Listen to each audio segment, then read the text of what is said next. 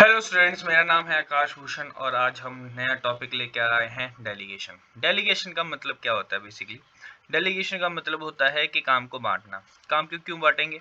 क्योंकि देखिए, एक पर्सन के पास बहुत सारे काम हो सकते हैं और वो काम खुद ही कर ले टाइम पे, ये शायद थोड़ा सा मुश्किल है और इम्पॉसिबल टाइप है। इसलिए वो क्या करता है कि अपने काम को अपने साथी वाले मतलब लाइक सुपीरियर को वो कह देता है कि भाई थोड़ा सा काम तू भी कर दे। तो डेलीगेशन का मतलब क्या है कि एक डाउनवर्ड ट्रांसफर है, नीचे की तरफ ट्रांसफर होती है अपने अथॉरिटी। कहाँ से? Superior to subordinate. अपने साथ वाले सबॉर्डिनेट को ये कहा जाता है कि मेरी हेल्प करवा दे ये काम करवाने में। और डेलीगेशन का जो रूप है वो थोड़ा सा नैरो है, क्योंकि इससे बड़ा डिसेंट्रलाइजेशन है। ठीक है, ध्यान रखना, इसमें 2 पर्सन के साथ ये जो है शेयरिंग होगी, ना कि डिपार्टमेंट्स में। डिसेंट्रलाइजेशन जबकि डिपार्टमेंट की बात करता है, यहाँ पे 2 पर्सन की बात करता है, सुपीरियर और सुबॉर्डिनेट की। डेलीगेशन करता क्या है? और डेलीगेशन हेल्प करेगा कि जो काम है उसका वो रुके ना और चलता रहे। अगर डेलीगेशन नहीं की जाती तो शायद डिले भी हो सकता है, शायद उसके साथ साथ जो काम टाइम पे हो जाना चाहिए था वो शायद ना हो, तो ये सारी चीजें आएंगी। तो इसमें बेसिकली कौन कौन सी चीजें आती हैं? तो अथॉरिटी। अथॉरिटी का मतलब क्या होता है कि एक राइट दी जाती है इंडिविजुअल को कि वो अपनी पोजीशन का इस्तेमाल करके किसी को कमांड दे सकता है, अपने सबॉर्डिनेट को कमांड दे सकता है। ठीक है, ये अथॉरिटी इसमें इंक्लूड की जाएगी। और ये अथॉरिटी होती क्यों है? क्योंकि सीधी सी बात है, डिसीजन लेने हैं और डिसीजन तभी ले जाएंगे जब किसी पर्सन के पास अथॉरिटी होगी। और ये याद रखना, ये फ्रॉम टॉप टू बॉटम चलेगा, एक एक नंबर के लिए इंपॉर्टेंट है ये चीज़।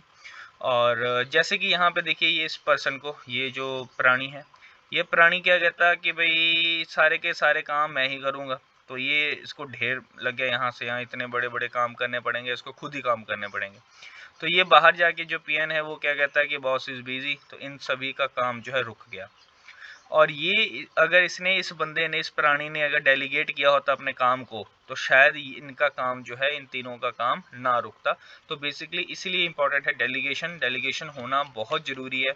अगर डेलीगेशन नहीं करोगे तो क्या होगा कि आपका काम शायद रुक जाएगा। उसके बाद की बात है रिस्पॉन्सिबिलिटी। रिस्पॉन्सिबिलिटी का मतलब क्या होता है? रिस्पॉन्सिबिलिटी मीन्स कि एक ऑब्लिगेशन है, एक ड्यूटी है सबॉर्डिनेट की, कि जो काम उसको साइन किए गए हैं वो काम करके दे। तो ये बेसिकली फ्लो अपवर्ड की तरफ होता है, क्योंकि काम करके आप किसको दोगे? जिसने आपको ऑर्डर दिया है। ऑर्डर तो आपके बॉस ने दिया होगा। ठीक है, तो ये जो है एक सुपीरियर को सबॉर्डिनेट की तरफ से एक जो भी काम किए गए हैं वो प्रोवाइड करके रिपोर्ट बना के वो दे देता अपने सुपीरियर को। ठीक है, उसके बाद बात करते हैं थर्ड, जो लास्ट है इसमें, अकाउंटेबिलिटी। अकाउंटेबिलिटी का मतलब होता है आंसरेबल, कि आपने जो फाइनल काम कर लिया है, जो कि ठीक हो गलत हो जैसा भी हो, वो आपने बेसिकली किसको आंसर करना है? अपने सुपीरियर को करना है। तो अकाउंटेबिलिटी कभी भी डेलीगेट नहीं की जाती है, ध्यान रखना। ये नहीं कह सकते कि नहीं जी मैंने तो काम तो कर दिया बट गलत काम हो गया तो आप इससे पूछ लो इसने क्यों नहीं किया, या किसी दूसरे के ऊपर आप ब्लेम नहीं कर सकते। आंसरेबल आप ही होगे, क्योंकि आप ही को वो अथॉरिटी भी मिली थी, आप ही को रिस्पॉन्सिबिलिटी मिली थी। अगर आपने काम गलत किया है तो वो क्यों गलत किया है उसके लिए आंसरेबल भी आप ही होंगे।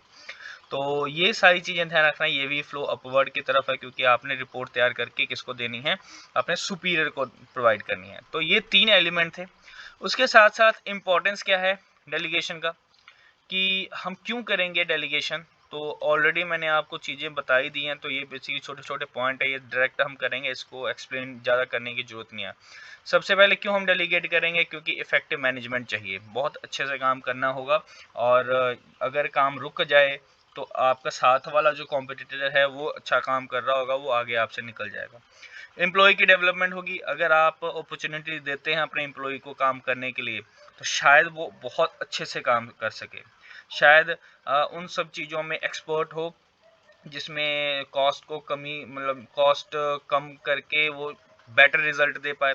तो डेलीगेशन हेल्प करता है एम्प्लॉय को, क्योंकि उसके पास स्किल्स भी डेवलप होंगी, उसके पास एक्सपीरियंस भी डेवलप होगा, और वो शायद आगे जाके कोई हायर पोजीशन भी गेन करे। मोटिवेशन ऑफ एम्प्लॉय, जब काम मिलता है तो मोटिवेशन भी उन सभी को मिलती है, क्योंकि ऑब्वियस है उन्होंने काम करना है। अगर काम करना है और एक्सपीरियंस लेना है तो कहीं ना कहीं उनको अथॉरिटी के साथ साथ रिस्पॉन्सिबिलिटी और आंसरेबल भी जो है वही होंगे, तब जाके वो अपने आप को खुद को डेवलप कर पाएंगे। फैसिलिटेशन ऑफ ग्रोथ, अब डेलीगेशन अगर करोगे तो काम तो रुकने वाला नहीं है, और आप अपना काम किसी ट्रेंड पर्सन से करवा रहे हो तो ऑब्वियस आपकी ग्रोथ होने के चांसेस लगभग 100% हो जाते हैं। Basis of management hierarchy, hierarchy का मतलब होता है कि एक लड़ी टाइप 1 2 3, ठीक है, तो जिसमें से ये बताया जाता है कि काम किसके द्वारा किया गया, कौन काम कर रहा था, ठीक है, ये सारे के सारे एक फ्लो है, ये एक मैनेजमेंट की हिरार्की है जो कि इसी सभी चीज़ों में इंक्लूड होगी। तो अथॉरिटी भी या रिस्पॉन्सिबिलिटी भी, ये सारी चीज़ें जो है इसके साथ रिलेटेड रहेंगी। बेटर कोऑर्डिनेशन, कोऑर्डिनेशन अच्छा होगा क्योंकि आप अपना काम डेलीगेट करके आगे बढ़ रहे हो, आप भी काम कर रहे हो, दूसरा भी काम कर रहा है, कोऑर्डिनेशन के साथ काम कर रहे हैं, और जिसके कारण जो है काम आपका बहुत अच्छा हो पाएगा। तो ये थे आपके इम्पोर्टेंस। अगर हम डिफरेंस की बात कर लेते हैं एक बार, तो देखिए अथॉरिटी का मतलब क्या है, राइट टू कमांड। रिस्पॉन्सिबिलिटी का मतलब क्या है, ऑब्लिगेशन। अकाउंटेबिलिटी का मतलब क्या, आंसरेबल। डेलीगेशन, अगर हम अथॉरिटी की बात करें, डेलीगेट की जा सकती है, रिस्पॉन्सिबिलिटी आगे डेलीगेट नहीं की जा सकती, जबकि अकाउंटेबिलिटी भी डेलीगेट नहीं की जा सकती। ये आया कहाँ से, तो ये बेसिकली आया फॉर्मर पोजीशन से, ये आया कहाँ से, डेलीगेटेड अथॉरिटी से, और ये जो है रिस्पॉन्सिबिलिटी से ये जो है अकाउंटेबिलिटी बनेगा। फ्लो, ये डाउनवर्ड की तरफ है, सुपीरियर टू सबॉर्डिनेट, ये अपवर्ड की तरफ है, सबॉर्डिनेट टू सुपीरियर। उसके बाद जबकि फ्लो यहाँ पे भी सबॉर्डिनेट टू सुपीरियर ही होगा। तो ये थे आपके टॉपिक डेलीगेशन का। लास्ट टॉपिक हमारा रह गया डिसेंट्रलाइजेशन।